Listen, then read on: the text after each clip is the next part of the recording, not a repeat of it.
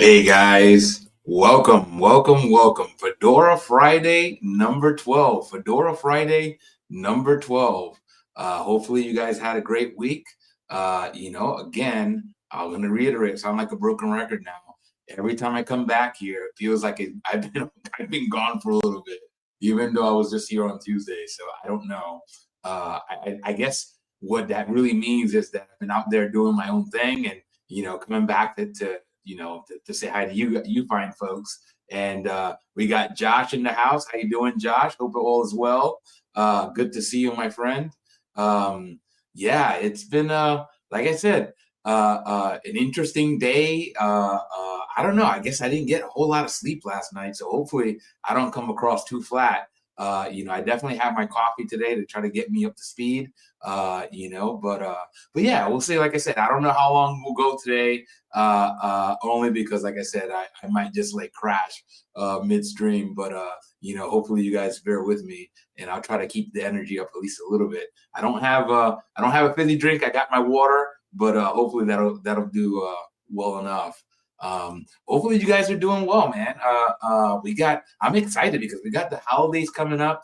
We got Thanksgiving approaching. Obviously, uh, um, things start you start seeing the holidays, right? The Christmas advertising. I forgot where I was at. I think I was at the mall the other day, and I got to hear the holiday music, and it put me in a good mood. I gotta tell you, I'm a sucker for Christmas music. I always have been, but as I've gotten older, I think it's that much more heightened. So now I hear Christmas music and I can't help but like sing along. So hey, I love it. Like I said, and obviously the retailers are pumping it out. They're trying to get their Christmas sales out. So I love that. I just love that, getting into the swing of things with holidays. I know some people are not a big fan of like the Christmas stuff before Thanksgiving. For me, I am okay with that, to be honest.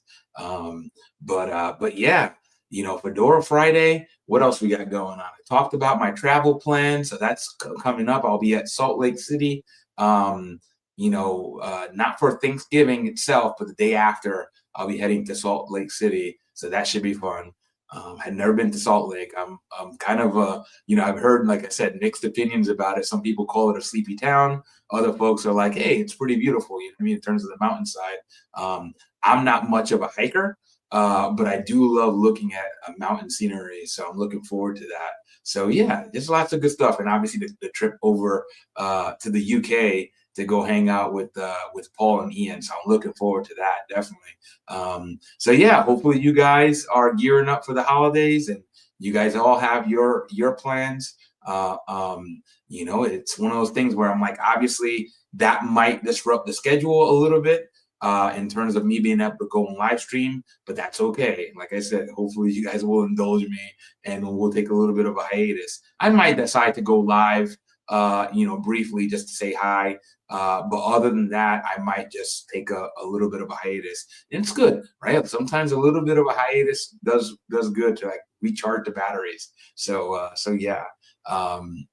Hey, we got BH Jones Hatter here. How's it going? Where in the UK are you going? I'm heading to London. Heading to London. Paul John Murphy is right outside of London. He's a regular here on the channel. One of our moderators, Ian, lives in London proper. So yeah, I'm gonna hang out with them, have a pint, visit some hat shops, including Lock and Co. And just enjoy the UK because I've never been. I think that travel has really broadened my horizons. It gives me a lot of perspective in terms of like the commonalities amongst the just people in general. So I'm looking forward to going to the UK, especially have that pint and the fish and chips with Paul and Ian. So shout out to the UK. I'll be heading over there soon. But yeah, welcome, BH. I believe I've seen you on Instagram and maybe Facebook, but I think on Instagram.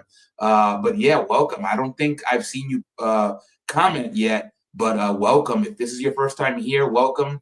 Just give you a flavor of the format here. On Tuesdays, we try to have kind of an open hat discussion. Usually we'll have guests on here and just talk about anything hat related. It doesn't have to be just hat related, right? So the whole point of this whole channel is to be the online version of Cheers, right? Where everybody knows your name and they're always glad you came. But on Fridays, we try to focus on like pop culture. So hats in pop culture. That could be movies. Usually we focus just on movies, but that can include music. It can include art, basically anything pop culture related. And we've stuck to the movie. So this is number 12. This will be our 12th movie that we've discussed, and it's a pretty good one. I mean, I know a lot of folks have mixed feelings about The Irishman. You know, and then usually the biggest knock on the movie The Irishman is that it's not historically accurate, right? So it's like, and you guys already, like, if you guys seen the channel before, you guys know I'm not somebody, right? Like, obviously a documentary should be as close to accurate as possible, but a film, a feature film, I'm okay with cinematic, right? You know, essentially you're taking cinematic privileges, I guess, for lack of a better term. You know what I mean? Again, everybody has their reasons. This actually had to be, I think it was for a good reason, at least the way I understood it, right? So the idea was Frank Sheeran, you know, essentially was telling, his book came out essentially right before he passed away, I believe in 2003. And it was kind of like almost like a deathbed confessional, right? He kind of knew that he had cancer and he eventually was going to pass away soon. So he wanted to tell a story. And, you know, he might have deliberately told some inaccuracies only because, well, who knows what the reason was, to tell you the truth. But I think the two major things that people pointed out in the movie that were inaccurate by a lot of accounts, and I don't have any reason to believe that they're not accurate. I mean, sorry, that they are accurate, meaning that the folks that are saying it's inaccurate are accurate, right? And that's that he murdered Jimmy Hoffa, right? That was one of the big bombshells, and everybody's like, well, there's a lot of folks that we have on YouTube that that were part of that life, and they're pretty sure that it was not Frank Sheeran. And then the other one was the murder of Crazy Joe Gallo. And again, it didn't really make a difference to me in terms of the quality of movie. Again, I viewed it first as a hat person, right? This came out in 2019. So actually I saw this movie before I became a hat person, but now in reviewing it as a hat person, I'm like, whoa, there's some pretty good lids in here, you know what I mean? So we'll talk about that. Obviously, I'll give you guys a flavor. If you guys have not seen The Irishman, again, I don't know. I mean, it's one more of those contemporary gangster movies, but I feel like a lot of people kind of have seen this movie, right? Because I think it was a Netflix original. And that's another beef that people had with this movie, was that it was a Netflix original. A lot of people don't put stock in movies that Netflix does or that Amazon Prime does. And I don't know why per se. You know, again, for my taste, that's not any different than a studio, right? Like Paramount, Warner Brothers, or anything like that. But it is some things that people, you know, and again, different strokes for different folks, and I'm okay with that. But yeah, we'll just jump into some of the slides, right? And I'll go over again. If you haven't seen the movie, there might be some spoilers in here. Probably definitely going to be some spoilers, right? So if you're not comfortable with spoilers, then please just stop the stream, maybe watch the movie, and then go check out the stream afterwards. You know, and I'll try not to call it. I won't have time to go over every detail. It was like 3.5. I believe the movie was 3.5 hours long. So you know what I mean? Like, I don't think I'm going to cover every single thing. You know, I'll try to cover the hat stuff. You know, to the degree that I'm able to, right? So yeah, let me go ahead and share some of these photos. And so yeah, just to give you a little overview, De Niro plays Frank Sheeran, who's not fully Irish, he's half Irish. So the way I understood it, that Frank Sheeran's dad was Irish and that his mom was Swedish descent. But the movie's obviously called The Irishman. And yeah, it's interesting because I see analogies to a couple things, right? One was like that movie we did last week, which was A Bronx Tale, where you had the main character was kind of torn between two father figures, right? Technically three if you count Mickey Mantle, right? It was between Sonny and his dad Lorenzo, the bus driver, and then for a brief time there was also the Mick. But yeah, ultimately it became down to Sonny and his dad, and I feel like this is something analogous here. It's Frank Sheeran, and he gets torn between two major figures in his life. One of them being Russell Bufalino, who essentially ran the organized crime, in Pennsylvania, particularly in that Pittston area, right? So that kind of like that north PA, and then the second person was obviously Jimmy Hoffa. So he is a World War II veteran, right? So he is basically fresh out of the war. I think Frank Sheeran had served about 400 plus days of actual combat.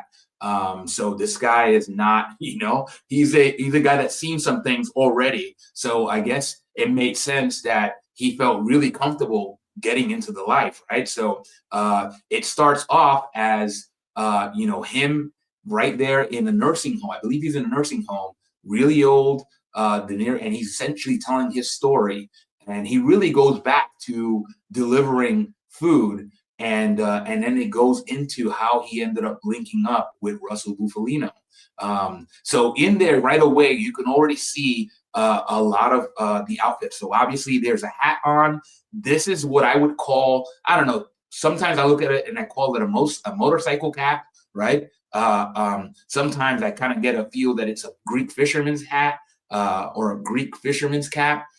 You guys probably know better than I do. I don't know like what the major differences are, but it's one of those hats that like everybody's seen.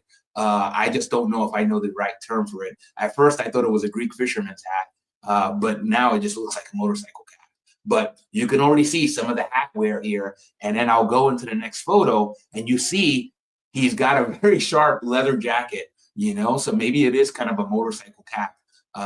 Either way, you guys kind of by now have heard me talk a little bit about leather jackets and how I've gotten into leather jackets. So rewatching this film, it was kind of neat to kind of admire not just the hats, but also the jackets, and also just all around the wardrobe in the movie, So FYI, this is a Martin Scorsese movie, right? Martin Scorsese, Joe Pesci, and Robert De Niro were no strangers to each other, right? They worked starting off with Raging Bull in 1980, right? Where De Niro played Jake LaMotta and Pesci played Joey LaMotta, right? Then they went, I believe it was about 15 years later, right? No, sorry, 10 years later. 10 years later, they had Goodfellas in 1990. So Raging Bull was 1980, 1990 was Goodfellas. And then right in 1995, everybody knows Casino, right? So that trio, this is kind of the fourth time around for this trio. And the neat thing for this particular movie was, one, at this point, Joe Pesci was already retired for like 18 to 20 years, right? I think the Lethal Weapon 4 was the movie he did prior to this. And then he kind of announced his retirement. So he was convinced to come out of retirement, for this movie. And in addition to that, we had Al Pacino.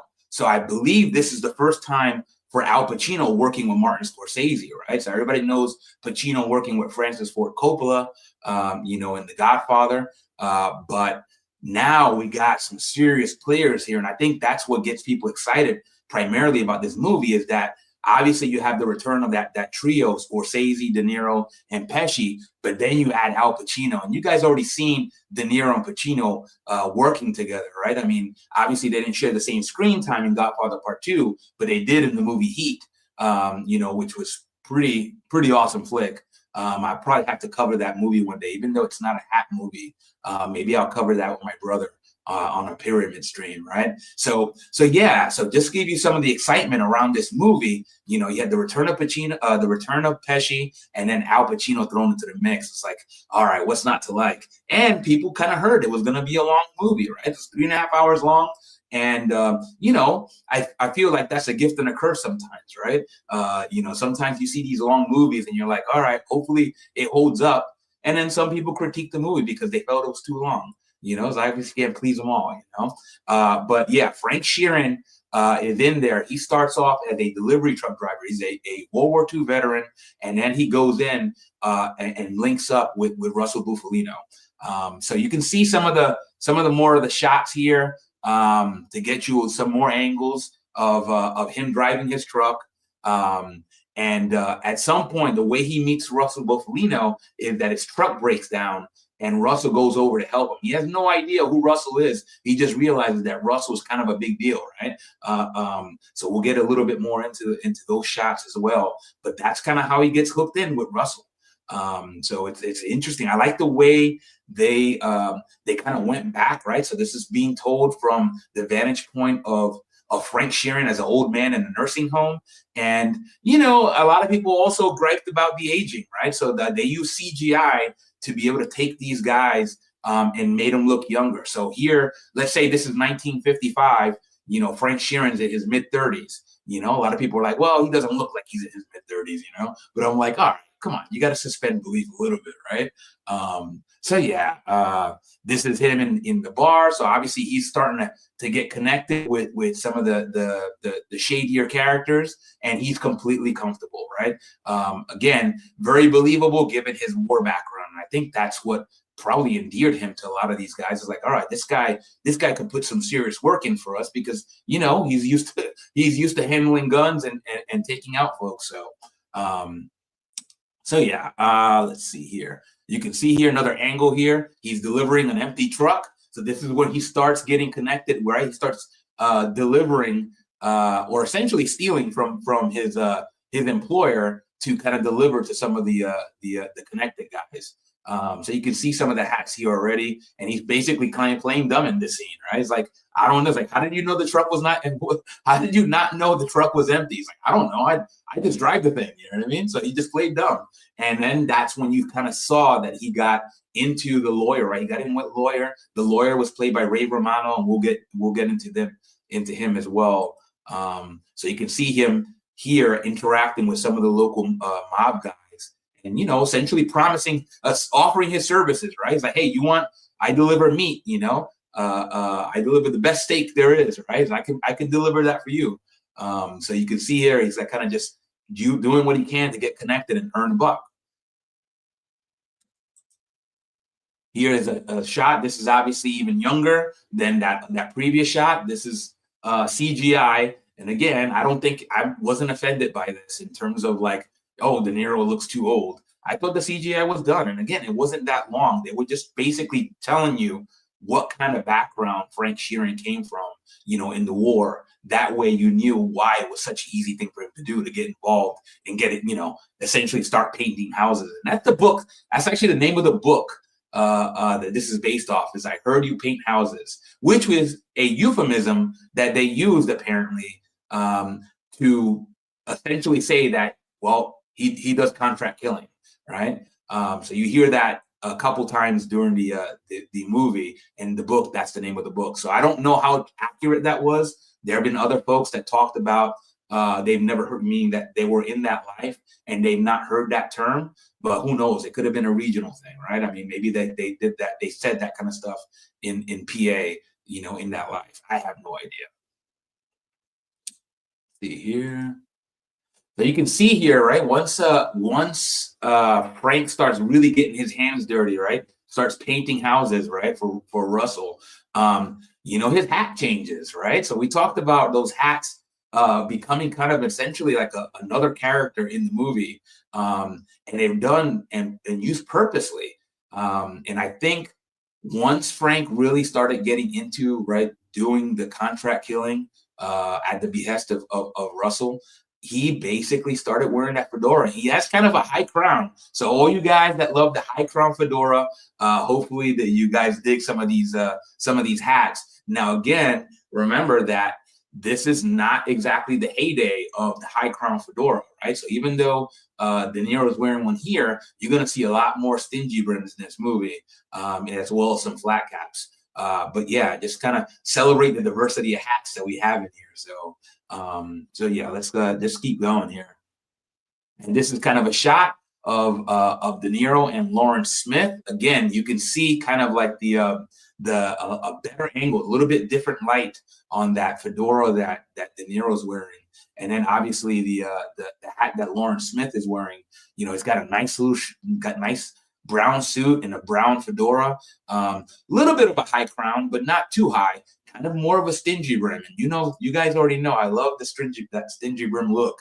But at the same time, that leather jacket. I mean, I really thought that leather jacket looked really sharp. And that was the thing that I mentioned. I want to say I mentioned that on our last stream where we talked about Indiana Jones, right? Me and Paul, as well as Brad, we were talking about that leather jacket look. And I believe Indiana Jones was one of those guys that kind of put that look on the map, right? And I'm sure there were others, but for me, in the 80s, Indiana Jones had the fedora with the leather jacket, looked really sharp.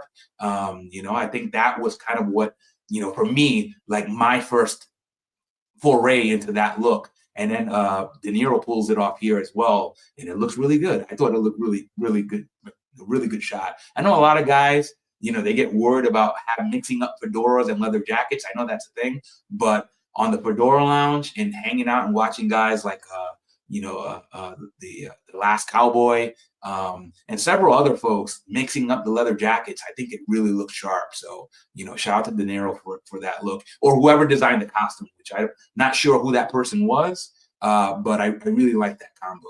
So yeah. And this is kind of a behind the scenes kind of look. This is Martin Scorsese kind of talking to De Niro and Ernest Sanders here. This is kind of later on in the movie when De Niro is essentially kind of planning for his own death, right? He kind of got diagnosed with cancer, so he knows he's going to pass away. So he's kind of talking to the I think it was played by Jelly Roll, right? The country singer Jelly Roll. So shout out to Jelly Roll who had a cameo in here. As the guy selling the coffin. So yeah, I don't know. Again, I'm not going to be in a position to critique his performance in here, but I thought it was pretty cool. I was like, hey, I know that guy. It's like, hey, that's Jelly Roll. So yeah, and then you can see the I guess the trilby-esque hat that Ernest Sanders is wearing. I thought that was pretty interesting. Again, stingy brims, right? And then I mentioned the flat cap. At least I think I mentioned the flat cap that De Niro wears. So you get to see some of the diversity in the hats here. And again, it's not like there's hats in every single scene. It's just that, you watch this as a hat person, you really start appreciating some of the hats that are thrown in there. You can see Scorsese. I'll show you some photos in a little bit of Scorsese, who's apparently a hat person. At least he seemed like it when he was shooting this movie. So let's see here. This is another look of De Niro. I forget this gentleman's name, but he was a co-star here, and you could see that trench coat, right? The long trench coat with the fedora, and then you got the hat tilt. You gotta love the hat tilt. You know what I mean? I think it just looks really sharp, in this look. And then obviously the gentleman to his left is wearing kind of like a wool trench coat or wool overcoat, and it also looks very sharp. And again, he's got more of a stingy brim on than even De Niro. So yeah, just a really some sharp dress wardrobe in here. So I really like that a lot. Let's see here. You can see here another kind of a silhouette angle. You can see some of that crown, right? So you see De Niro's fedora has a little bit of a higher crown than the other gentleman's, but again, sharp nonetheless. So I feel like this movie really gives you a decent flavor of hats to kind of sink your teeth into. Let's see here. This is kind of another angle. I don't know if I remember this specific scene.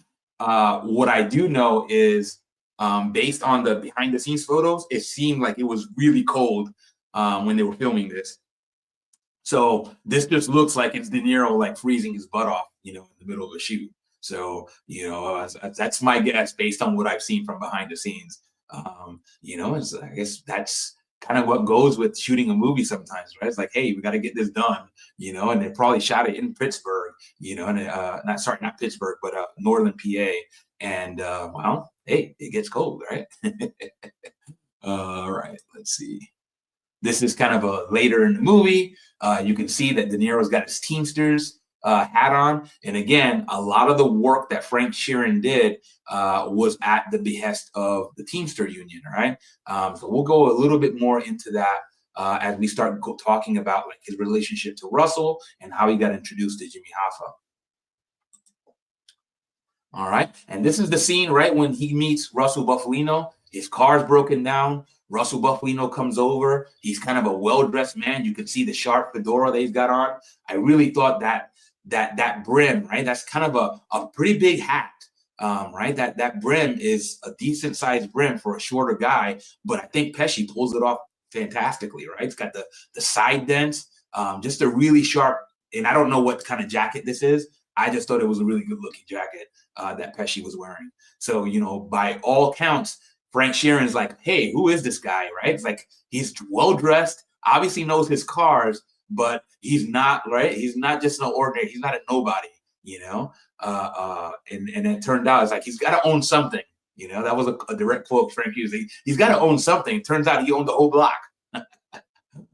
So this is where they kind of meet. And at this point, this is kind of when, Russell Buffalino starts taking a shine to Frank Sheeran, right? And starts doing jobs, right? You start seeing some of the scenes that are happening, as this is unfolding. And you can see that, all right, they meet up here, and essentially Frank starts working for Russell. And that's essentially what really happened, right? He started doing odd jobs and gaining the trust of Russell up until the point where he started putting in work, right? This is kind of a mix between that same scene that we just saw as well as an outtake, right? You can see Martin Scorsese there talking to both Pesci and De Niro. I really love that. Like I said, I just love seeing the behind the scenes photos sometimes. And then we'll see more of Scorsese, and you can see some of the hats that he wore during the filming. So I thought that there were definitely a hat guy. I did not know that he was a hat guy, and it certainly seems that he is. So, and this is kind of Joe Pesci, obviously. During some of the runway, right, the photo shoots, he's kind of had a really snazzy outfit, and obviously is a hat guy as well, or at least for this for essentially the promotion of the Irishman he was, and he really looks sharp with that, right? He kind of looks trying to think about what he reminds me of or who he reminds me of, but I think that the way he's got his goatee manicured. This kind of looks like a rock star, right? He has a kind of rock star look. So shout out to Joe Pesci. It's like I don't know how old he was at this time, but obviously came out of retirement for this movie. Is not used to being back in the spotlight, and really looked the part of every part of the movie star. Some more shots. Obviously, you could tell that Pesci has aged. As you would expect. I mean, Father Time is undefeated, right? But yeah, I really love that he stepped out with the fedora. So shout out to Joe Pesci. Here's some more shots. Obviously without the hair dye, it's got more of the gray, but still looks sharp, man. I'm telling you. That's the kind of, I guess that's the look that I feel like Pesci would reminded me of. We talked about like the Mexican American, right? That the idea of the cholo look, right? He kind of had that oversized suit look. That's what he reminded me of. I think he pulls it off really well, and I think the goatee really enhances that. Or make that pop out at me. I have no idea if that was what he was trying to go for, but I thought he looked really sharp in that oversized look. All right. And then in the movie, obviously, when Buffalino gains the trust of when Frank Sheeran gains the trust of Buffalino, essentially starts putting in work, he introduces him to Jimmy Hoffa, right? Frank Sheeran essentially is trying to make more money. He's like, hey, I'd like to do more work with the Teamsters, but there's a long line. He's like, well, I got a guy that might need your help.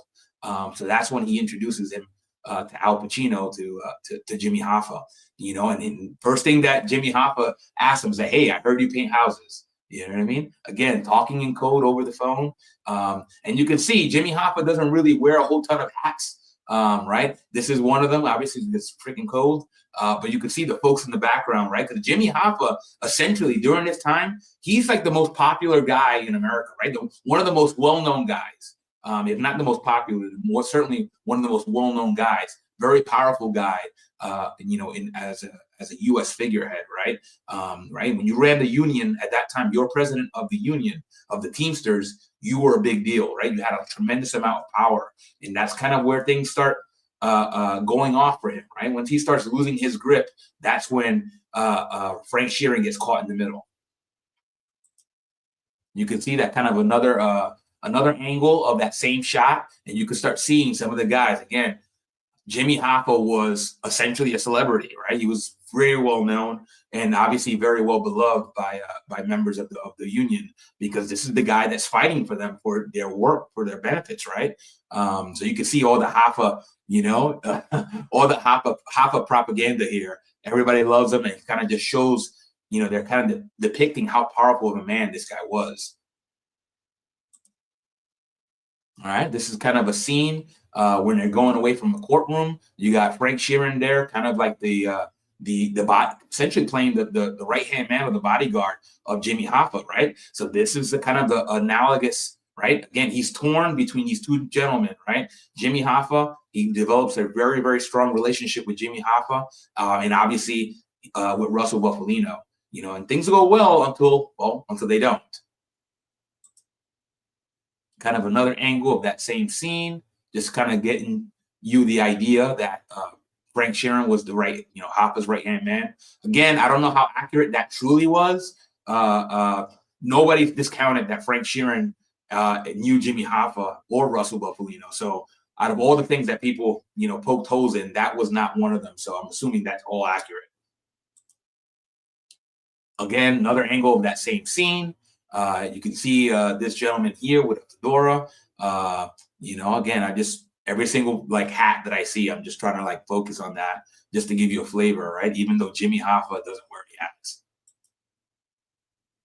And this is kind of an angle here. They're on the rooftop, and then you can see here Ray Romano. So Ray Romano plays, I believe, Russell Buffalino's cousin. I believe it's his cousin. He's the Teamster lawyer, right? So that's kind of how another way that Frank Sheeran got connected to Russell Buffalino, which is, well, when he got caught for that stealing from the trucks, you know, essentially Ray Romano's character, Bill Buffalino, essentially told him, hey, if you can just tell me who that you did it, that's fine. I'm still gonna defend you. And then Frank was like, nope, not gonna say anything. You know what I mean? And that's kind of, he knew that Frank Sheeran was like a stand-up guy, right?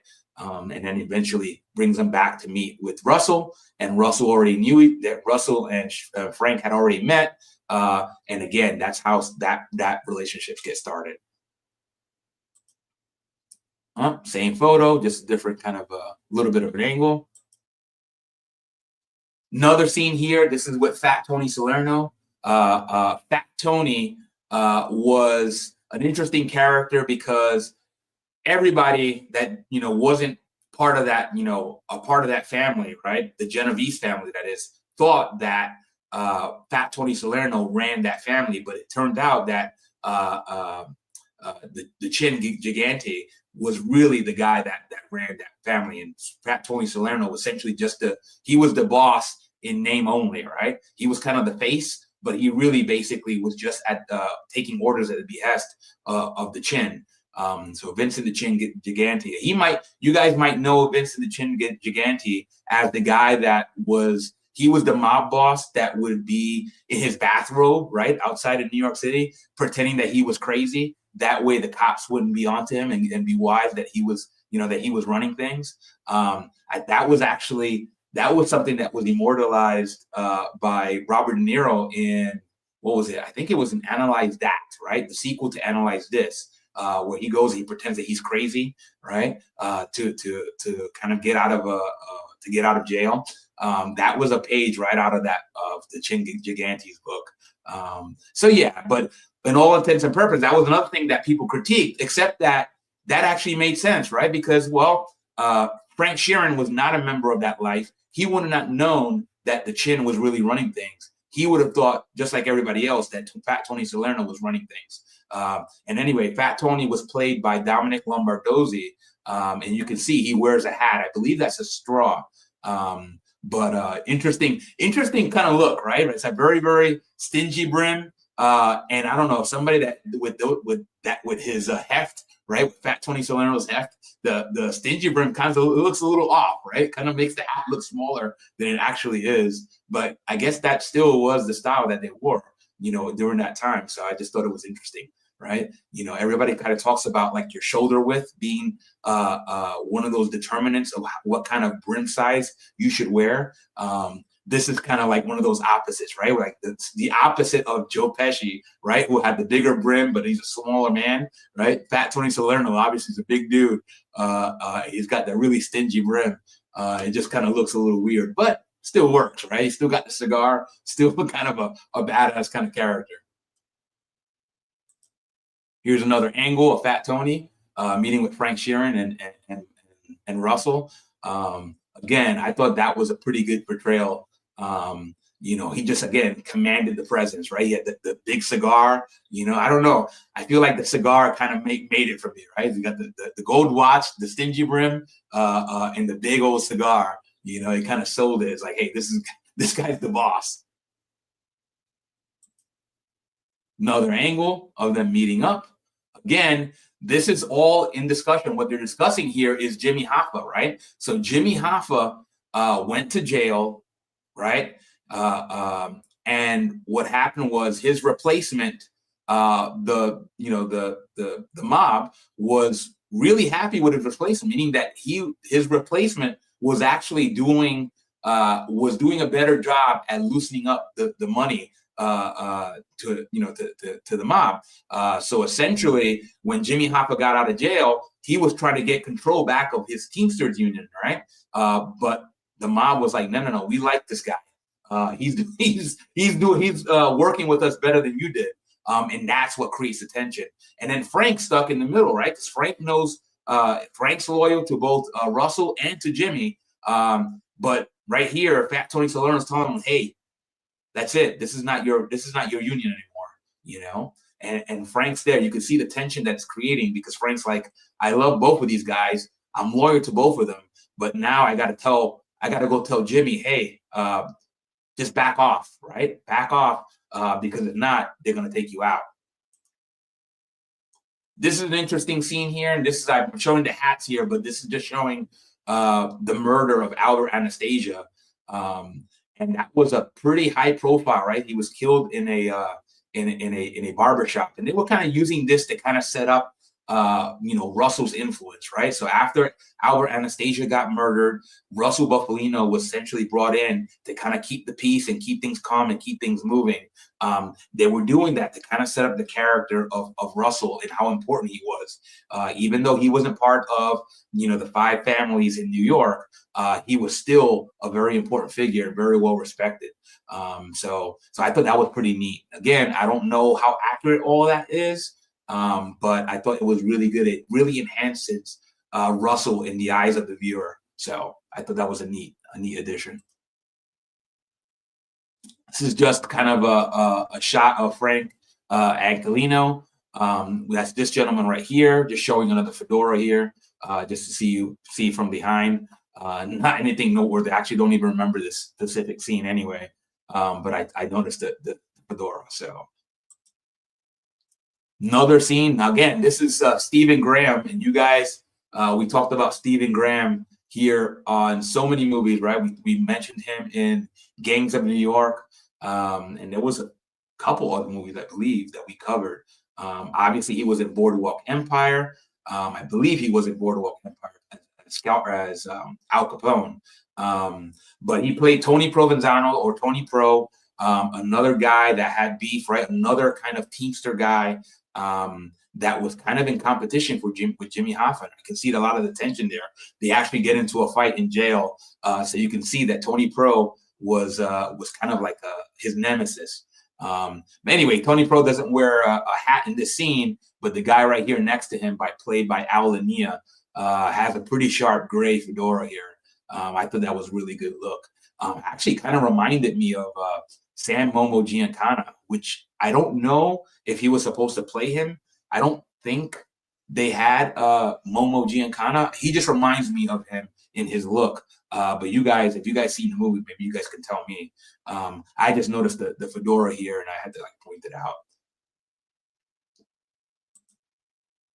All right, and we got some stills of Martin Scorsese, and you can see here, like, it's a very nice little black and white photo. He's wearing a hat throughout a lot of these stills. So again, I had no idea that he was a hat guy, but according to what I've been seeing in this shoot, he certainly seems like he is. So we'll go through some more photos. I don't have a whole lot of photos here. This will be kind of a short stream, but you can see here, obviously everybody's wearing, really heavy coats.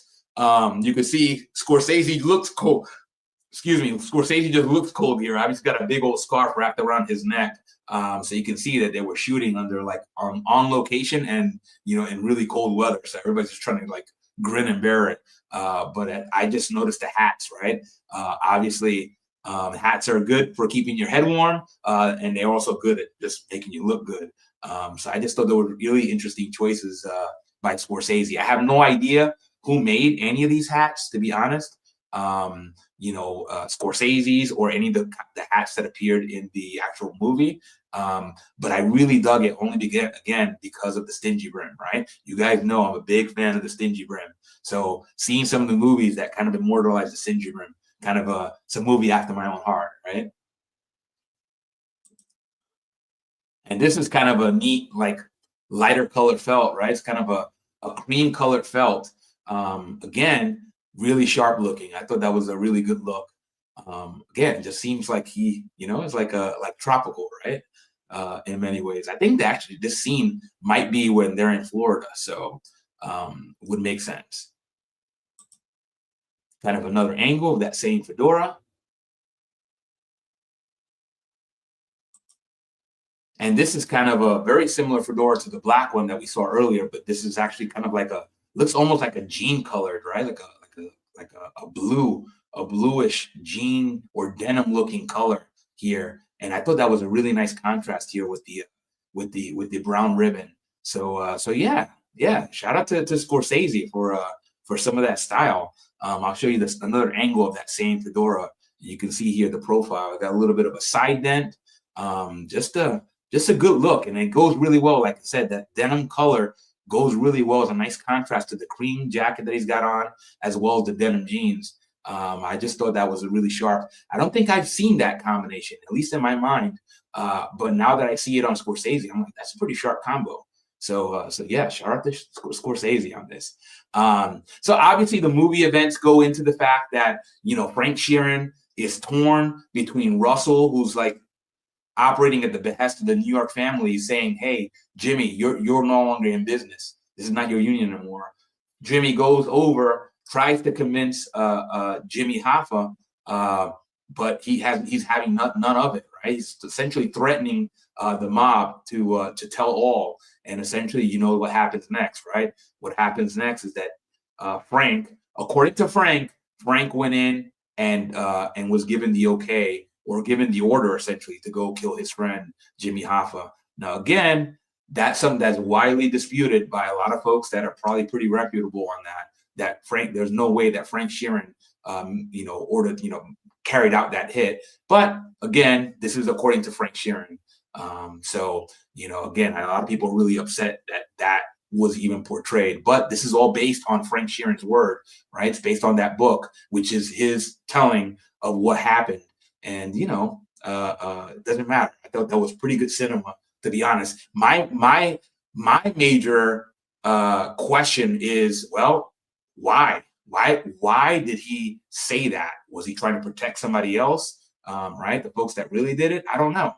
Only Frank would have known that, and he's no longer here to kind of follow up on that. But yeah, yeah, that was pretty much the hats of the Irishman. I thought that was a good movie, honestly.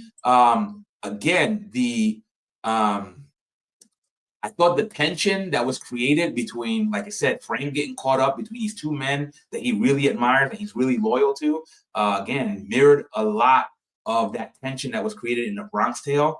And again, I know it's not for a lot of folks that love Scorsese movies. I think for a lot of folks, the ultimate Scorsese movie was probably Goodfellas. And for some other people, it'd probably be Raging Bull. But I thought this movie, again, not obviously I wouldn't put it up there with Goodfellas, but I thought it was really, it held its own, right? I thought it was a very interesting story, despite the inaccuracies. I thought it was really well shot, and it was done by Netflix. Like I said, for me, I guess I didn't remember that Netflix produced this until I rewatched it. I'm like, yeah, that's right. And this was like the early days of like Netflix making movies.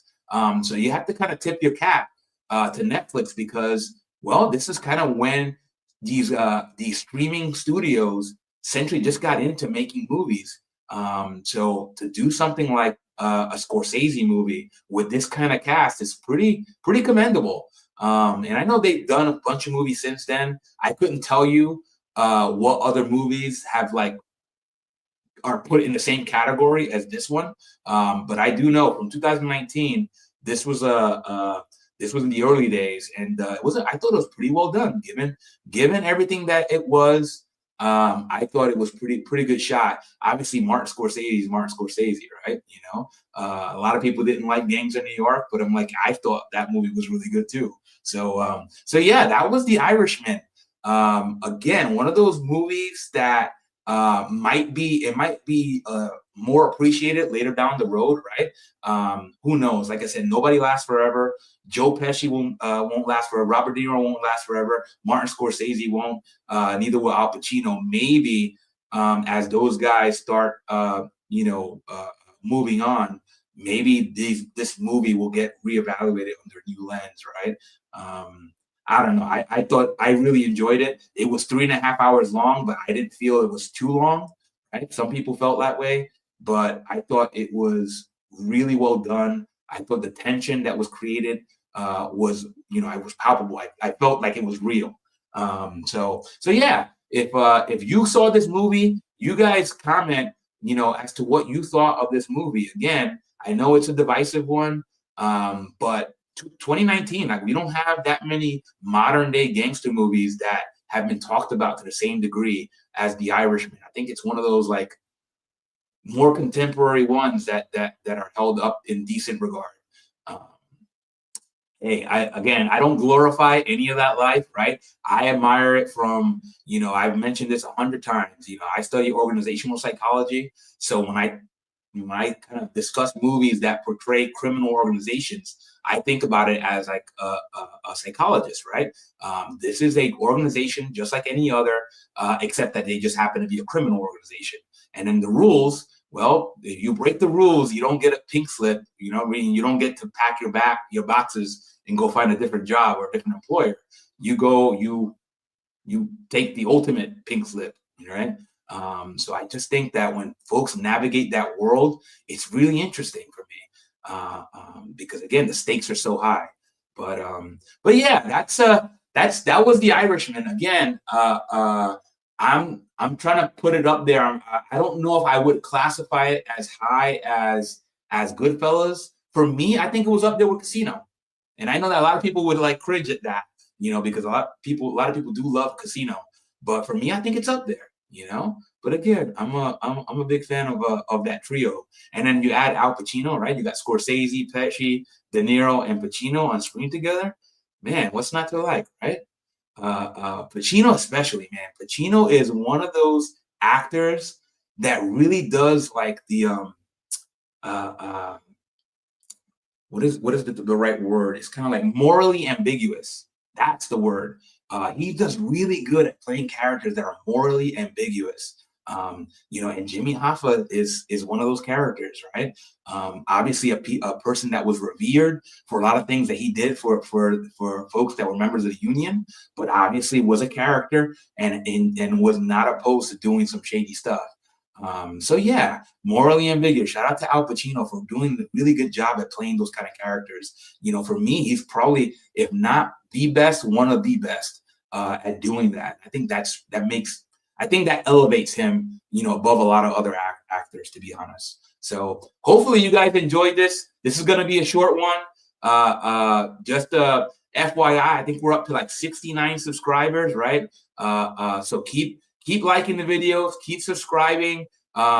If we do get to 100 subscribers, I mentioned this before, I am going to give away this Alpine Fedora, right? It does have some moth bites, but this might be a good first hat. It might be a good 100th hat. It might be a good first hat just to restore, right?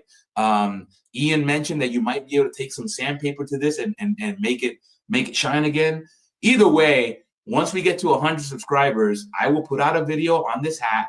We'll talk about the hat, and then I will essentially ask you to comment on that video. And as long as you're a subscriber, you drop a comment, you'll be randomly entered to go and be selected to win this hat. I might just ask you to pick up shipping, right? Especially if you're an international, only because that's probably going to get a little pricey, but we'll work it out, or maybe you don't want the hat. Maybe it doesn't fit you and you want somebody else to have the hat.